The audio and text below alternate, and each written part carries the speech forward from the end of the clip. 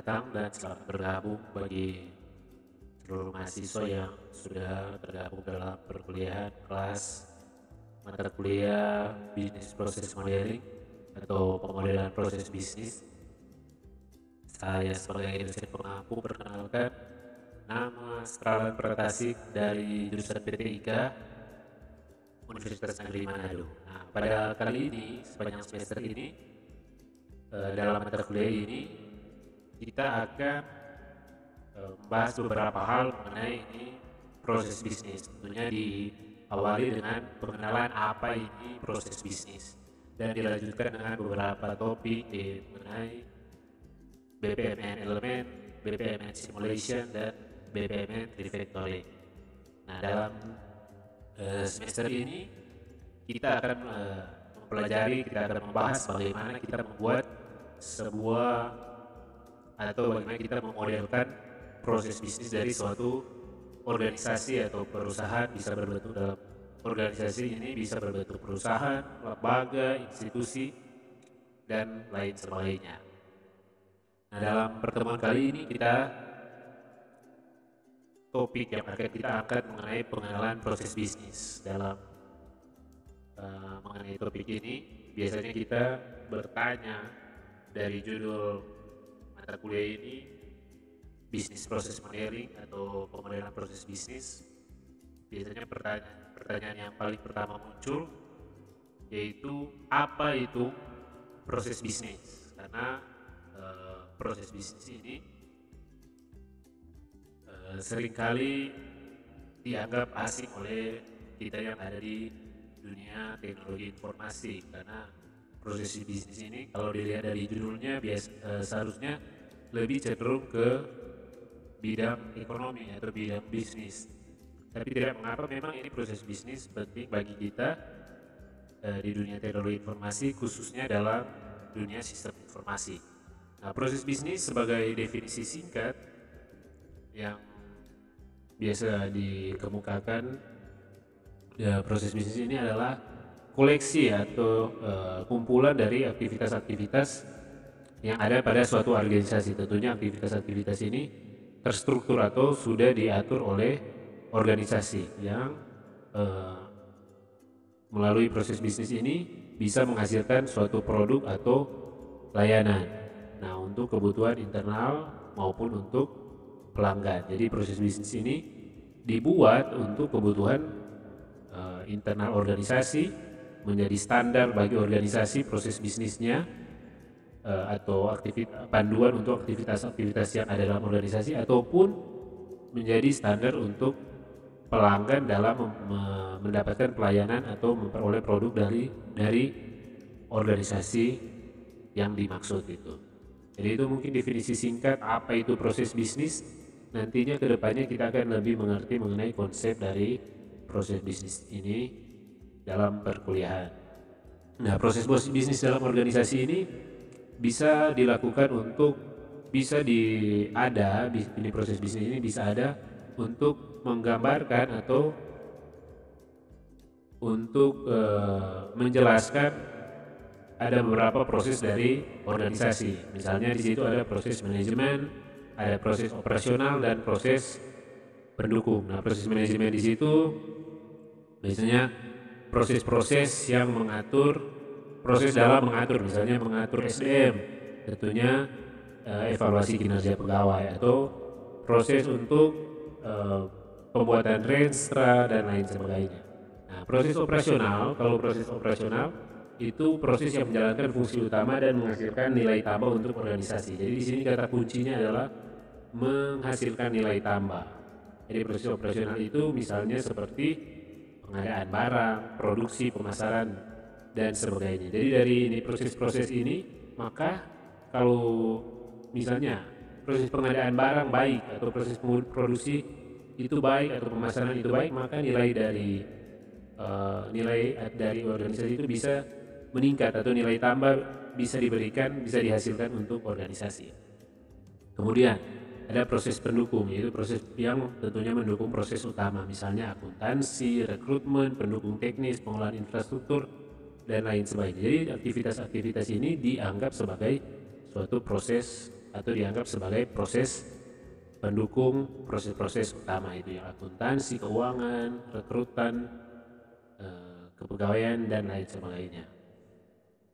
Nah, untuk proses bisnis, ketika kita sudah mengerti apa itu, atau ketika kita sudah lihat itu definisi mengenai proses bisnis, nah muncul suatu aktivitas untuk menganalisa proses bisnis. Jadi ketika dianggap perlu ini proses bisnis ini, karena dari latar belakang definisi dan proses bisnis dalam organisasi ini, dalam topik itu sudah didapatkan bahwa ternyata ini proses bisnis ini penting bagi organisasi. Nah, bagaimana kita sebagai orang yang berhubungan dengan ini perusahaan, atau misalnya kita berada dalam satu perusahaan, bagaimana kita menganalisa ini proses bisnis. Nah, analisa proses bisnis adalah suatu aktivitas mengkaji dan mengevaluasi yang dilakukan terhadap kegiatan-kegiatan proses bisnis perusahaan. Tujuannya untuk mengidentifikasi dampak dari kegiatan tersebut dalam menciptakan nilai atau menambah nilai terhadap bisnis perusahaan. Jadi ini kata kuncinya yang ini, yaitu nilai terhadap bisnis, nilai tambah terhadap bisnis perusahaan. Jadi kita lakukan proses bisnis atau kita lakukan analisa proses bisnis, tujuannya adalah untuk memberikan nilai tambah memberikan nilai terhadap bisnis perusahaan, sehingga latar belakangnya, jika bisnis perusahaan naik atau tinggi, nilai dari perusahaan itu tinggi, maka keuntungan yang bisa didapatkan dari perusahaan ini juga tinggi. Jadi makin tinggi nilai dari perusahaan, makin mudah untuk memperoleh keuntungan. Ya, jadi untuk itu perlu dilakukan analisa proses bisnis, karena dianggap proses bisnis ini bisa memberikan nilai tambah bagi perusahaan. Karena nilai proses bisnis ini menstandarkan atau mengidentifikasi aktivitas-aktivitas atau koleksi dari aktivitas yang ada pada organisasi untuk menghasilkan produk dan layanan. Nah, analisa proses bisnis ini juga merupakan satu kegiatan yang harus dilakukan. Jadi ini kegiatan awal yang harus dilakukan sebuah perusahaan untuk ketika mau merekayasa proses bisnis. Jadi tiap perusahaan ada proses bisnisnya. Nah, bagaimana untuk merekayasa proses bisnis atau membuat atau merancang satu proses bisnis dari satu perusahaan? Langkah awal yaitu menganalisa proses bisnis yang sudah ada. Jadi harus dianalisa dulu, baru kita bisa melakukan rekayasa proses bisnis. Nah, dalam analisa proses bisnis ada 3 strategi atau ada 3 cara utama dalam kita menganalisa proses bisnis sehingga bisa dirancang atau direkayasa atau bisa diperbaiki. Strategi yang pertama itu Business Process Automation atau BPA. Kemudian ada Business Process Improvement, kemudian ada Business Process Reengineering. Nah, Business Process Automation ada poin-poin tertentu di situ yang bisa diperhatikan dalam otomatisasi proses bisnis. Jadi strategi yang pertama, kita lakukan otomatisasi proses bisnis. Bagaimana kita mau memperbaiki proses bisnis?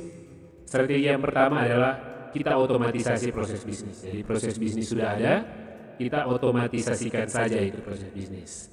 Jadi tidak merubah proses bisnis, jadi proses bisnisnya tetap, tapi gunakan tools untuk membuat proses bisnis lebih efisien. Tools ini bisa jadi teknologi atau sistem dan lain sebagainya. Nah, tingkatkan efisiensi dengan mengotomatisasikan proses bisnis. Jadi dengan ini otomatisasi proses bisnis, diharapkan efisiensi bisa meningkat, efisiensi dari aktivitas itu bisa meningkat lebih. Tentunya kalau berbicara mengenai efisien, itu tentunya lebih murah, baik itu dilihat dari segi biaya maupun dari sumber daya lain, misalnya waktu, tenaga, biaya, dan lain sebagainya. Nah, misalkan dengan membuat aplikasi atau aplikasi untuk aktivitas tertentu, itu yang saya katakan tadi. Misalnya kita menggunakan teknologi, ini saat ini banyak sekali teknologi yang bisa digunakan dalam operasional perusahaan atau dalam proses yang dilakukan oleh perusahaan. Nah, hasilnya ujung-ujungnya yaitu dalam strategi otomatisasi ini ujung-ujungnya pengguna tetap melakukan hal-hal yang sama, tapi diharapkan lebih efisien dengan penggunaan ini tools-tools yang bisa digunakan. Kemudian yang kedua, business process improvement atau peningkatan proses bisnis. Poin yang perlu diperhatikan yaitu di strategi ini kita memperbaiki atau mengubah apa yang harus dilakukan oleh user. Jadi kalau yang strategi sebelumnya tidak melakukan perubahan, jadi user tetap melakukan hal-hal yang sama untuk menyelesaikan aktivitas itu. Tapi yang kedua ini, yang peningkatan proses bisnis, dirubah, itu hal-hal yang perlu dilakukan user itu dirubah, yaitu diperbaiki.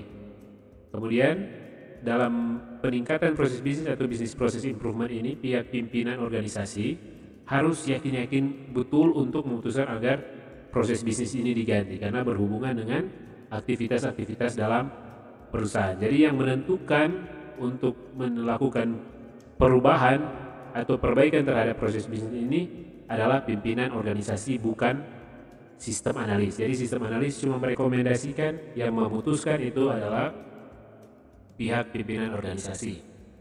Kemudian yang ketiga adalah business process reengineering atau rekayasa ulang proses bisnis. Nah, singkirkan poin yang pertama yang perlu diperhatikan dalam strategi yaitu menyingkirkan seluruh proses bisnis yang lama. Jadi kalau bisnis proses yang lama sudah ada, kita harus hapus semua. Jadi kalau yang tahap yang pertama, bisnis proses yang lama tidak perlu dirubah, hanya otomatisasikan.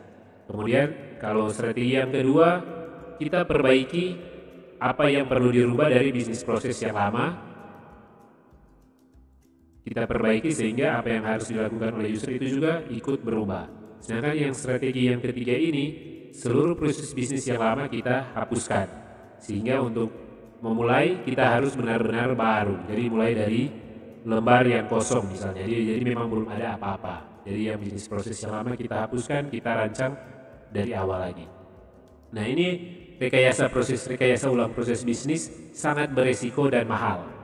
Jadi mahal dalam arti ini, mahal dari segi biaya, waktu, dan tenaga, dan sangat beresiko bagi perusahaan. Jadi ketika kita merekayasa ulang, harus benar-benar pastikan bahwa bisnis proses yang akan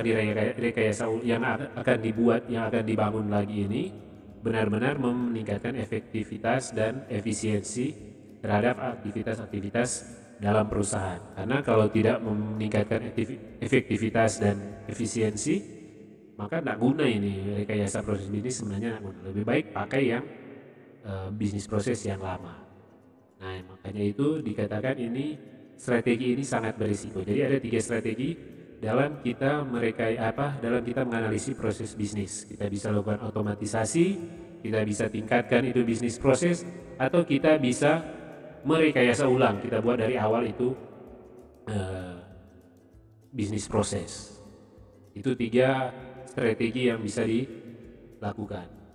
Nah, dalam merancang atau dalam menganalisis proses bisnis sehingga bisa direkayasa, sehingga bisa diperbaiki, ada 3 tahap besar untuk membuat sebuah proses bisnis. Yang pertama ini identifikasi value chain. Nah, value chain bisa dilihat pada gambar yang kanan ini, kurang lebih adalah satu garis-garis besar mengenai ini value chain. Jadi di situ ada aktivitas, ini ada aktivitas, daftar aktivitas, kemudian ada dikategorikan di situ aktivitas pendukung dan aktivitas utama. Jadi ini perusahaan, aktivitas utamanya adalah inbound logistik, operasional, outbound logistik, marketing and sales, dan service.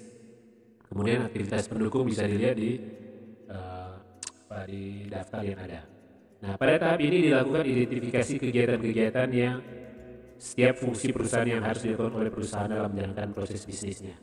Jadi kita lihat, kita harus identifikasi dalam tahap pertama identifikasi value chain ini, kita harus identifikasi aktivitas-aktivitas yang ada dalam perusahaan. Misalnya aktivitas kepegawaian, aktivitas penjualan, aktivitas produksi, aktivitas layanan dan lain-lain. Nah, itu kita daftarkan dulu. Dia aktivitas-aktivitas ini yang ada dalam satu perusahaan, ini semua itu aktivitas. Misalnya ada 10 aktivitas, kita daftarkan, kita identifikasi semua. Setelah kita identifikasi, kita tentukan mana yang merupakan aktivitas pendukung dan mana yang merupakan aktivitas utama dari perusahaan.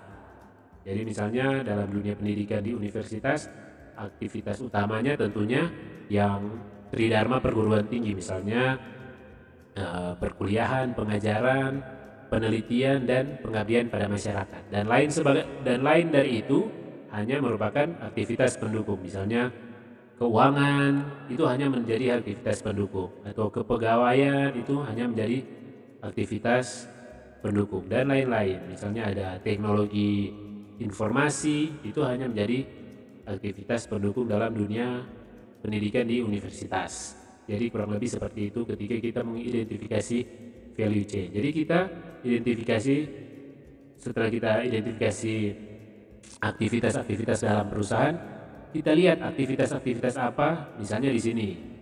Misalnya di perkuliahan, yang tadi contohnya di dunia pendidikan di universitas. Misalnya di perkuliahan, kita lihat aktivitas-aktivitas yang ada dalam perkuliahan, misalnya apa? Misalnya penentuan jadwal, atau kontrak KRS, atau KHS, atau misalnya di penelitian misalnya ada aktivitas pemasukan proposal, atau melakukan penelitian. Misalnya di pengabdian ada PPL, ada PKL, dan lain sebagainya. Jadi itu aktivitas-aktivitas yang ada untuk mendukung aktivitas utama. Jadi kita identifikasi dulu semua. Kemudian langkah yang kedua menurut ini Witten tahun 2001, langkah yang kedua yaitu tahap analisa setiap kegiatan dalam proses bisnis. Jadi tadi yang kegiatan-kegiatan yang sudah dihasilkan di tahap yang pertama itu, kita analisa apakah aktivitas-aktivitas itu berdampak dalam menciptakan atau menambah nilai bisnis perusahaan. Jadi kita lihat apakah misalnya aktivitas perkuliahan, apakah aktivitas ini berdampak terhadap menciptakan nilai bagi universitas atau tidak. Nah, kalau kita untuk melihat apakah dia berdampak, kita bisa lihat dari tiga segi kualitas, tiga segi pendukung dalam menentukan apakah dia berdampak atau tidak. Misalnya kita lihat dari kualitas, apakah kualitas perkuliahan berpengaruh terhadap nilai dari universitas? Apakah kalau kita meningkatkan kualitas perkuliahan, apakah ini universitas lebih bernilai? Nah, tentunya ada. Kemudian apakah kita mengurangi biaya yang diperlukan untuk melakukan ini kegiatan perkuliahan, meningkatkan nilai untuk organisasi? Nah, itu nanti kita evaluasi. Atau apakah ketika kita perbaiki waktu yang diperlukan dalam memberikan ini pelayanan perkuliahan, apakah berdampak terhadap nilai perusahaan? Nanti kita evaluasi berdasarkan tiga aspek ini, aspek kualitas, biaya, dan waktu. Itu tahap yang kedua. Kita analisa satu persatu aktivitas yang kita sudah daftarkan atau kita identifikasi di tahap yang pertama. Nah, setelah kita analisa kegiatan-kegiatan itu, maka tahap yang ketiga adalah kita rancang proses bisnis yang baru. Nah, ketika kita merancang proses bisnis yang baru, kita bisa menggunakan atau melibatkan ketiga aspek ini di dalam proses bisnis yang baru yang akan kita rekayasa. Apakah kita otomatisasi, atau apakah kita tadi perbaiki, atau kita rekayasa ulang dari nol. Yang aspek itu yaitu kita pertimbangkan itu organisasi. Mungkin di dalam ada struktur organisasi, budaya organisasi, dan lain sebagainya, atau lingkungan organisasi, itu kita pertimbangkan semua. Kemudian yang kedua, kita pertimbangkan teknologi yang bisa digunakan. Mungkin ini teknologi sistem informasi baik untuk aktivitas tertentu, atau misalnya kita gunakan teknologi-teknologi yang mutakhir sekarang bisa digunakan untuk aktivitas-aktivitas dalam bisnis perusahaan. Misalnya kalau dalam dunia pendidikan di universitas, misalnya kita gunakan teknologi sidik jari untuk mengidentifikasi kehadiran dari mahasiswa. Apakah itu berdampak terhadap kualitas, biaya, atau waktu tadi yang ditetapkan untuk meningkatkan, yang bisa dilihat untuk meningkatkan nilai dari aktivitas itu terhadap nilai organisasi atau nilai bisnis dari perusahaan. Kemudian kita bisa pertimbangkan juga proses yang terjadi ketika kita membuat suatu atau kita merancang suatu proses bisnis yang baru. Nah, tentunya rancangan yang baru itu yang kita buat itu proses bisnis harus diimplementasikan dan tentunya dilakukan review lagi apakah sesuai dengan target atau target yang ingin dicapai oleh perusahaan. Nah, itu mengenai rekayasa proses bisnis. Jadi ujung-ujungnya seperti yang dikatakan Witten, rekayasa ulang proses bisnis atau proses bisnis reengineering adalah tahap untuk menganalisa, merancang ulang terhadap proses bisnis untuk memperbaiki nilai tambah terhadap bisnis perusahaan tersebut. Jadi ujung-ujungnya tujuan dari rekayasa proses bisnis ini untuk memberikan nilai tambah bagi organisasi agar organisasi lebih bernilai, dan tentunya kalau organisasi atau bisnis dari organisasi itu bernilai, maka keuntungan akan mudah didapatkan. Nah, ada alasan kenapa kita menganalisa proses bisnis, yaitu untuk yang pertama untuk memperkuat posisi perusahaan, yang kedua untuk mengantisipasi masalah, yang ketiga untuk mengatasi kelemahan perusahaan. Nah, ketiga hal ini ujung-ujungnya untuk bertujuan untuk menambah nilai dari perusahaan. Yang pertama misalnya memperkuat posisi perusahaan. Makin kuat posisi perusahaan, maka nilai bisnis dari perusahaan itu makin bertambah dan nantinya keuntungan mudah diperoleh. Yang kedua, mengantisipasi masalah. Makin minimal masalah yang bisa muncul ketika operasional perusahaan itu, ketika operasional bisnis perusahaan, maka perusahaan itu dianggap makin bernilai. Dan yang ketiga adalah mengatasi kelemahan perusahaan. Jadi ketika perusahaan atau organisasi memiliki kelemahan, ketika perusahaan itu bisa mengatasi, maka nilai dari bisnis perusahaan itu bisa meningkat. Dan bagaimana agar ketiga hal ini bisa diperoleh, posisi perusahaan bisa diperkuat, masalah bisa diantisipasi, kelemahan bisa diatasi, itu caranya dengan melakukan analisa proses bisnis atau merekayasa proses bisnis. Tentunya dengan menggunakan strategi-strategi yang sudah dibahas sebelumnya. Nah, pemodelan proses bisnis. Nah, ini tahap yang ketiga. Yang tadi kan yang pertama kita sudah identifikasi value chain. Kemudian yang kedua kita sudah menganalisa aktivitas-aktivitas yang ada dalam value chain itu. Kemudian tahap yang ketiga, ketika kita sudah identifikasi masalah, kita identifikasi aktivitas di dalam value chain. Oh, ini ada aktivitas A, B, C. Kemudian di aktivitas A ada proses-proses apa di dalamnya. Ada misalnya proses D, E, F misalnya dan seterusnya. Kemudian setelah itu kita identifikasi, oh ini proses A, B, C, atau proses A bisa memberikan nilai tambah yang signifikan terhadap nilai perusahaan. Maka dengan itu kita buat langkah yang ketiga adalah kita rekayasa proses bisnis atau kita buat proses bisnis untuk hasil analisa kita. Misalnya di proses D kita buat bisnis prosesnya, kita lihat apakah bisa diperbaiki atau bisa otomatisasi atau kita bisa buat dari baru. Nah, tentunya kita harus analisa dulu apakah bisnis proses yang sudah ada efisien atau efektif atau masih bisa ditambah efektif atau efisiennya. Nah, ini value chain diagram. Cara bagaimana kita menentukan value chain dari suatu perusahaan. Jadi misalnya di sini ada aktivitas utama, di situ ada human resource, teknologi information, finance activity, kemudian ada manufacturing, ada sales, ada ini sumber daya manusia, teknologi informasi, keuangan, produksi, dan penjualan. Nah, baru itu kita tentukan mana yang menjadi aktivitas supporting activity, mana yang menjadi aktivitas utama, dan mana yang menjadi aktivitas pendukung.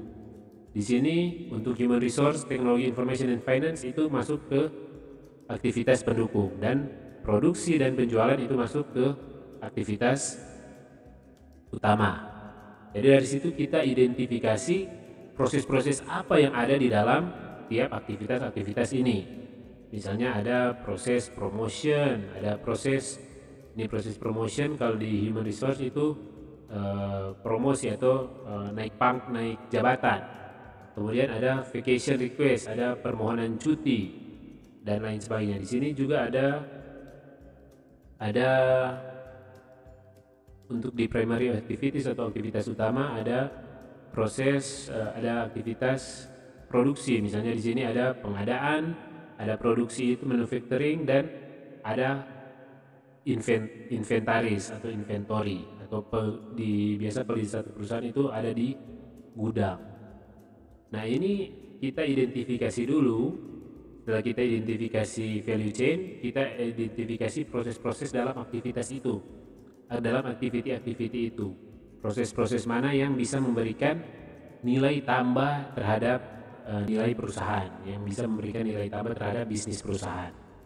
Kemudian kita buat pemodelan proses bisnis untuk aktivitas-aktivitas yang ada ini. Kita bisa lihat, mungkin kita buat bisnis proses untuk inventory, atau bisnis proses untuk sistem maintenance, atau bisnis proses untuk marketing, dan lain sebagainya. Tentunya dengan berdasarkan analisa yang kita sudah lakukan sebelumnya. Nah, bagaimana kita membuat atau memodelkan proses bisnis? Kita bisa gunakan dalam pemodelan proses bisnis, kita bisa gunakan berbagai cara dalam membuat atau membuat pemodelan proses bisnis. Tentunya dengan menggunakan diagram. Nah, diagram yang bisa digunakan yaitu diagram flowchart, diagram use case diagram atau activity diagram, dan business process model and notation atau BPMN. Jadi ini keempat diagram ini semuanya bisa digunakan dalam memodelkan proses bisnis. Kita lihat di sini ada yang seperti business process model and notation itu distandarkan oleh OMG, Object Modeling Group. Object Management Group. Nah, ini Object Management Group adalah sebuah organisasi yang bekerja atau tujuannya untuk membuat standar-standar dalam pemodelan proses bisnis. Nah, ini OMG ini. Jadi ini use case diagram, activity diagram, dan BPMN ini sudah distandarkan oleh OMG. Jadi di seluruh dunia sudah akui. Jadi ketika kita buat proses bisnis di Indonesia misalnya, ketika kita bawa proses bisnis itu di luar negeri atau misalnya di negara lain, di Amerika, di Australia, dan lain sebagainya, mereka bisa mengerti bisnis proses yang kita buat karena kita menggunakan diagram yang sudah menjadi standar dunia. Nah, flowchart kurang lebih seperti ini. Mudah-mudahan teman-teman mahasiswa masih ingat penggunaan flowchart itu. Kalau di awal-awal perkuliahan itu flowchart itu digunakan untuk mengidentifikasi algoritma pemrograman ya. Kurang lebih flowchart itu bentuknya seperti ini. Ada 1, 2, 3. Bisa dilihat ya. Mudah-mudahan teman-teman mahasiswa masih ingat flowchart. Jadi flowchart ini bisa juga menggambarkan proses bisnis dari organisasi. Kemudian yang kedua adalah use case diagram. Nah, ini biasa digunakan dalam kita memodelkan perangkat lunak. Jadi ketika kita modelkan perangkat lunak, ini use case diagram ini menjadi standar. Jadi ini use case ini bentuknya seperti ini. Sini ada aktor dan ada sistem.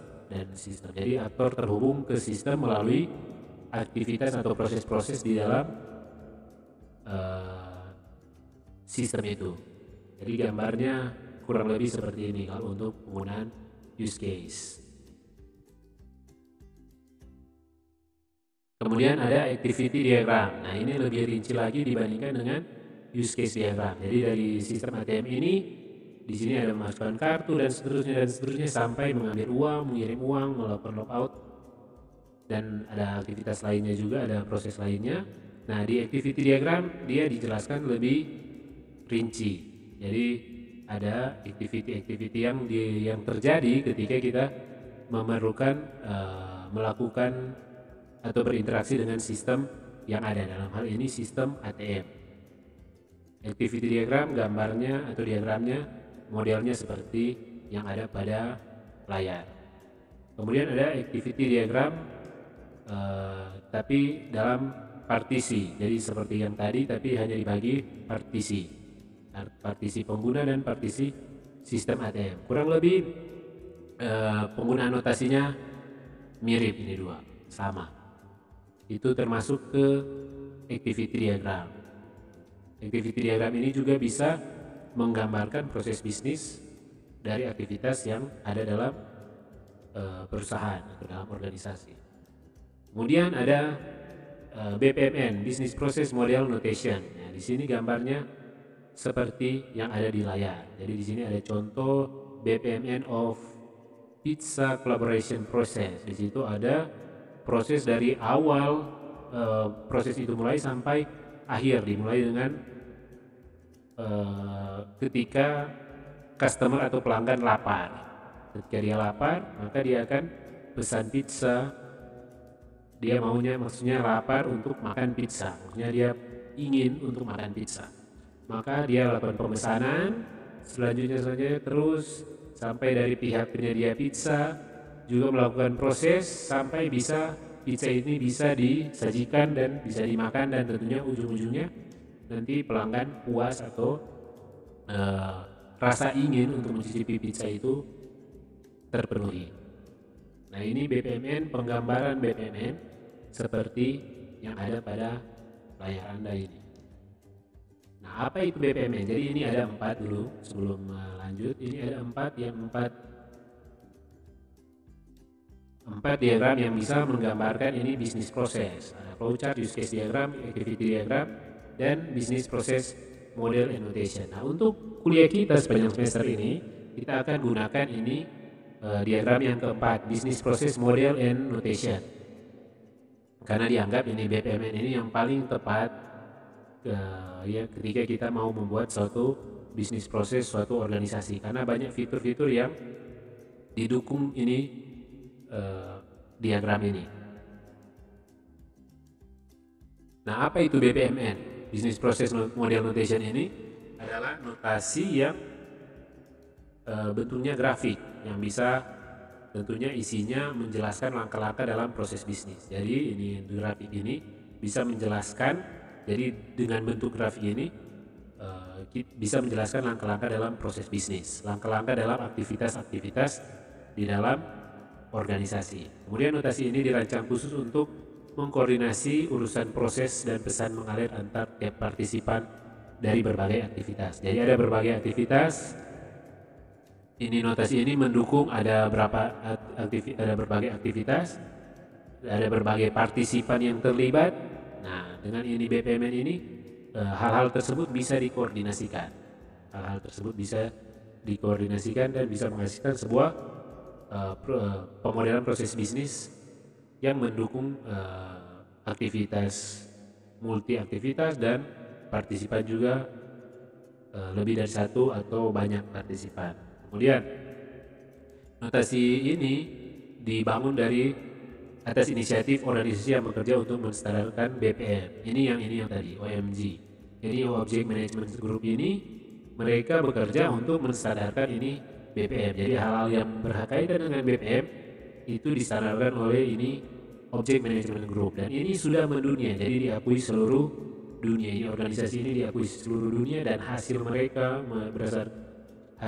untuk menstandarkan BPM itu juga diakui oleh seluruh dunia. Jadi ini BPMN ini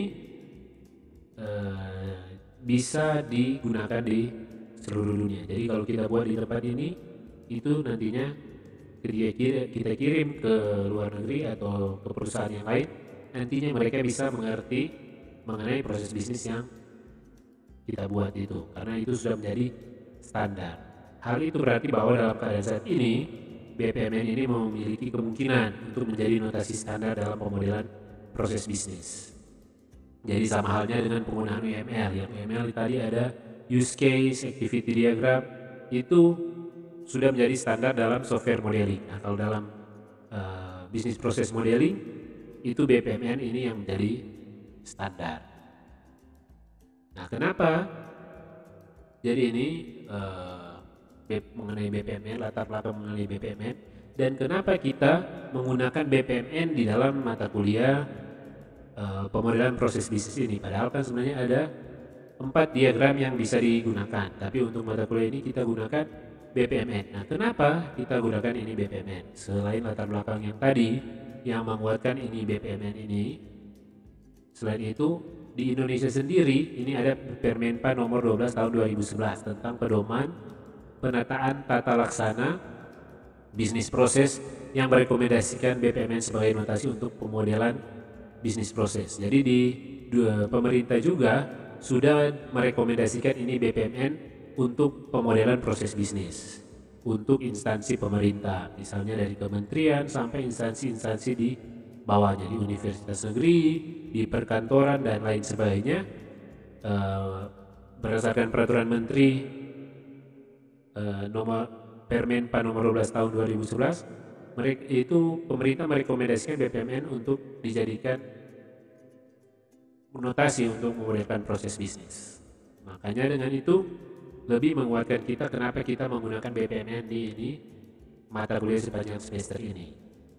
Karena ini yang latar-latar belakang yang sudah dikemukakan barusan. Nah, kenapa ini BPMN ini dianggap kenapa sangat penting? Karena ada kehandalan dari BPMN yang tidak ada di diagram lain, sehingga dianggap bahwa BPMN ini sangat penting untuk memodelkan atau dianggap sangat ampuh untuk memodelkan proses bisnis dalam suatu organisasi. Jadi di sini ada contohnya ada aktivitas untuk hiring proses atau proses perekrutan. Di situ ada aktivitas-aktivitas yang harus dilakukan dimulai dari start sampai finish. Di antaranya ada aktivitas-aktivitas yang terjadi untuk proses perekrutan pegawai di dalam satu perusahaan. Nah, dari aktivitas-aktivitas ini, jika digambarkan seperti ini yang ada pada layar, jika digambarkan maka bisa muncul beberapa pertanyaan. Yang pertama, siapa yang terlibat di tiap aktivitas dalam proses ini? Jadi misalnya di aktivitas authorize, siapa yang terlibat? Nah, kemudian yang kedua, kapan will the notification be sent? Kapan notifikasi diterima atau ditolak itu dikirimkan ke pelamar? Kapan? Kan dari sini hanya menggambarkan aktivitas yang terjadi untuk proses perekrutan. Tapi bisa muncul dari yang digambarkan ini bisa muncul pertanyaan, kapan pelamar itu tahu bahwa dia ditolak atau diterima di perusahaan itu? Kemudian yang berikut, apakah proses bisa berlanjut setelah pemberitahuan penolakan diberikan? Nah, ini masih belum jelas di gambar ini. Kemudian berikut, apakah kandidat itu dievaluasi secara independen? Nah, ini lagi belum jelas di gambar yang ada ini. Kemudian apa yang terjadi jika tidak ada kandidat atau tidak ada pelamar yang ditemukan atau yang cocok untuk posisi yang disediakan itu? Nah, apa yang terjadi jika tidak ada pelamar yang sesuai? Kemudian apa yang terjadi jika tidak ada pelamar yang dipilih? Jadi mungkin ada yang sesuai tapi tidak dipilih. Apa yang terjadi jika itu terjadi? Jika hal tersebut jadi di proses pelamaran, proses perekrutan ini.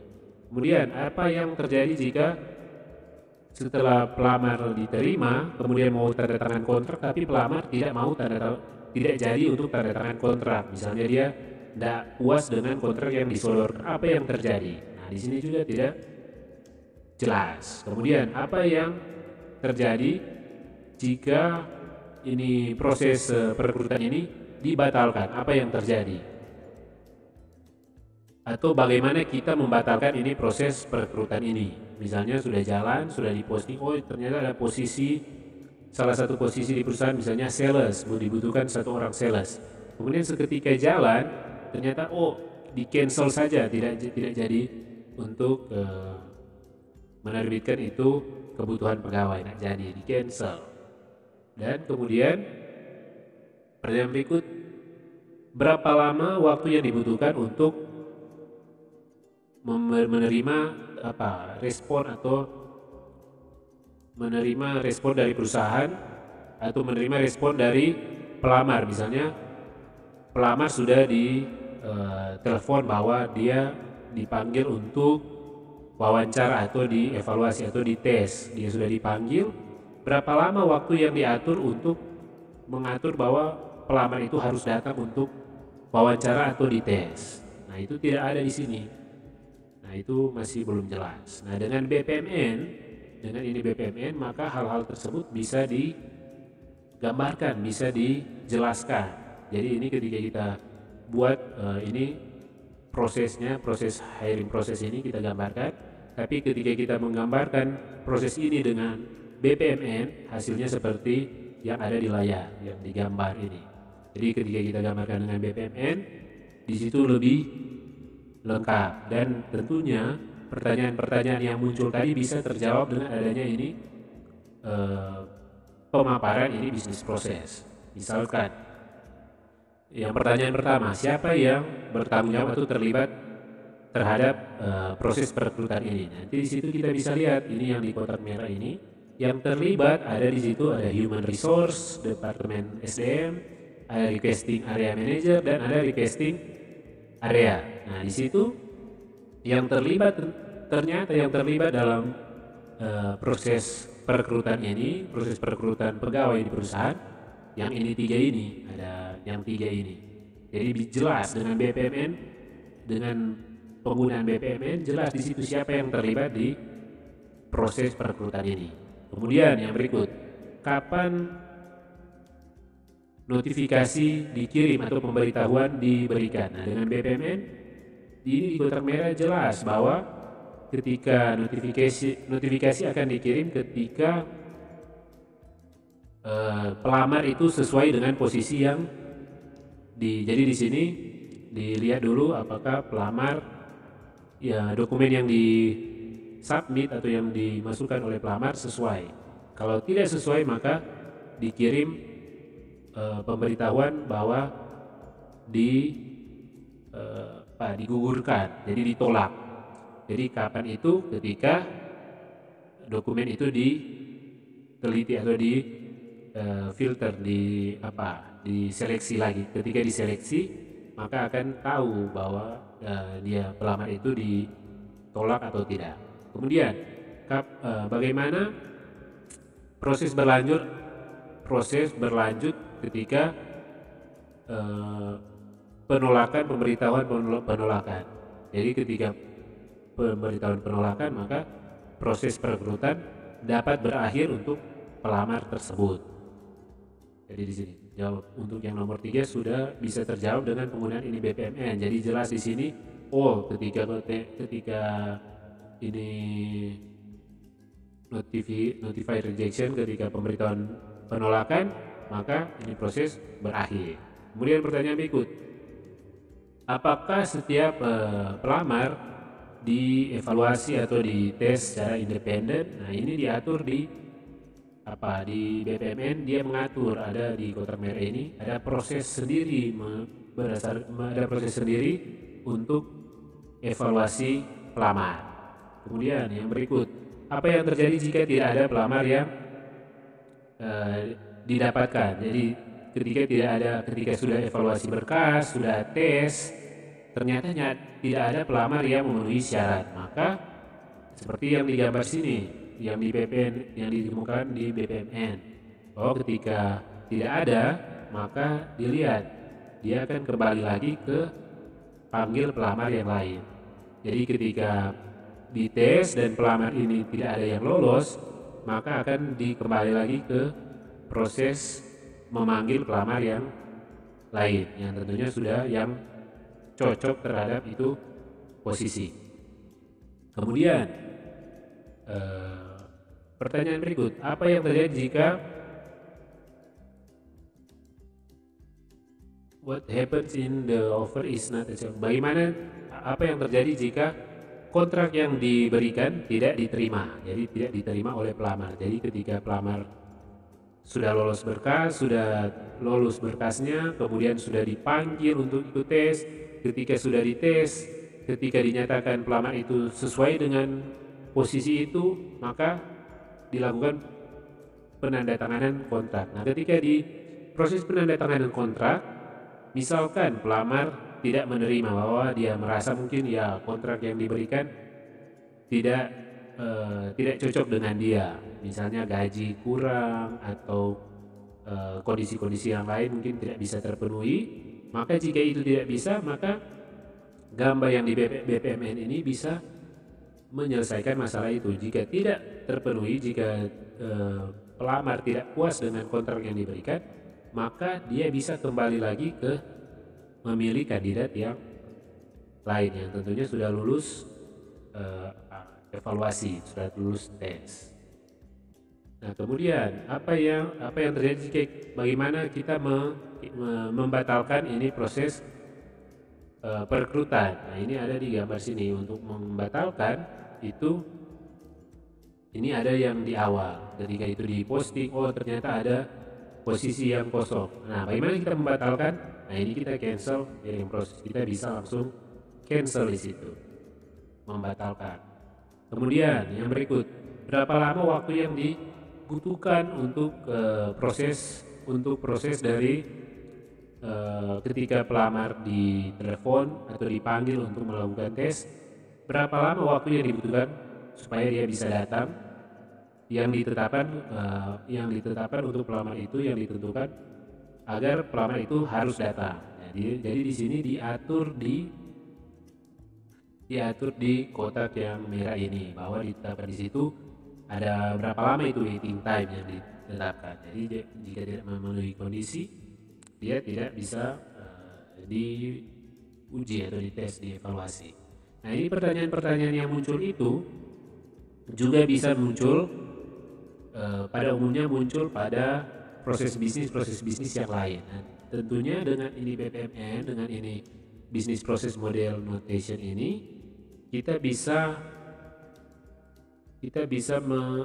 meminimalisir miskomunikasi yang ada di pihak-pihak yang terkait. Jadi dengan adanya BPMN ini, dengan adanya Business Process Model ini, maka hal-hal yang biasa ditanyakan, yang muncul untuk bisa ditanyakan itu berkurang, karena semuanya bisa terjawab dengan mengemukakan ini bisnis proses dalam menggunakan BPMN.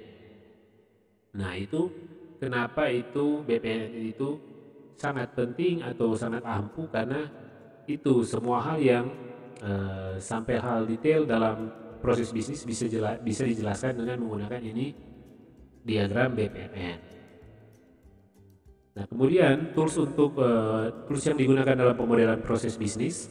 Jadi BPMN ini tools yang bisa digunakan untuk menggambarkan ini BPMN ini ada banyak. Dan di situ ada Microsoft Visio, Visual Paradigm, ada Enterprise Architect, Visagi, Process Modeler, Aries Express, Altova, Activity.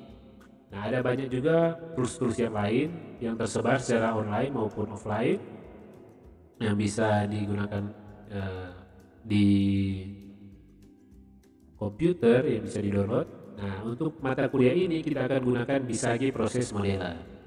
Visagi Process Modeler adalah ini salah satu aplikasi yang bisa mendukung pembuatan proses bisnis, pemodelan proses bisnis dengan menggunakan notasi atau menggunakan diagram BPMN. Jadi kita akan menggunakan sepanjang semester ini, yaitu Bisagi proses modeler. Nah, BPMN ini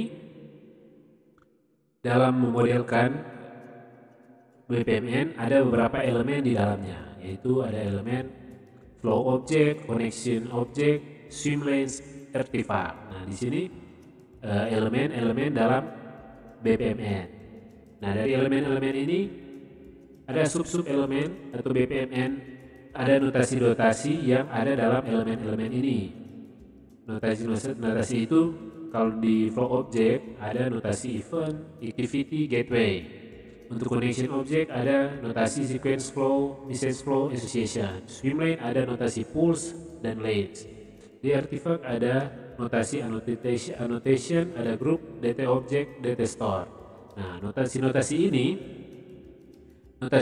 ini ada fungsi-fungsi masing-masing. Nah, untuk itu sepanjang semester ini kita akan mempelajari mengenai ini notasi-notasi ini, fungsi-fungsinya, penggunaan-penggunaan, kapan kita akan gunakan notasi yang ini, kapan kita akan gunakan notasi event, kapan kita akan gunakan notasi sequence flow, dan lain sebagainya kita akan bahas sepanjang semester ini dengan menggunakan aplikasi Bisagi. Nah, mungkin itu saja yang bisa dibahas dalam pengenalan proses bisnis ini. Dan nantinya ke depannya kita akan masuk ke topik-topik selanjutnya mengenai BPMN Elements, BPMN Simulation, dan BPMN Refactoring. Jadi di pengenalan proses bisnis ini kita sudah bahas betapa pentingnya proses bisnis ini dalam menciptakan nilai bagi perusahaan dan bagaimana kita membuat proses bisnis ini lebih efisien dan efektif tentunya dengan analisa proses bisnis. Dan ketika kita analisa proses bisnis, kita bisa gambarkan proses bisnis ini dengan menggunakan diagram, agar bisa diagram ini dimaksudkan untuk menjelaskan proses bisnis yang terjadi di organisasi atau aktivitas-aktivitas yang ada dalam organisasi. Nah, diagram ini bisa menggunakan tools yang ada. Nah, diagram yang kita gunakan adalah diagram BPMN, dan BPMN ini bisa menggunakan tools atau aplikasi Bisagi dalam penggambarannya atau dalam pembuatannya. Nah, untuk itu kedepannya kita akan bahas lebih lanjut mengenai ini BPMN atau Business Process Model Notation. Untuk itu sekian pembahasan pertemuan kali ini.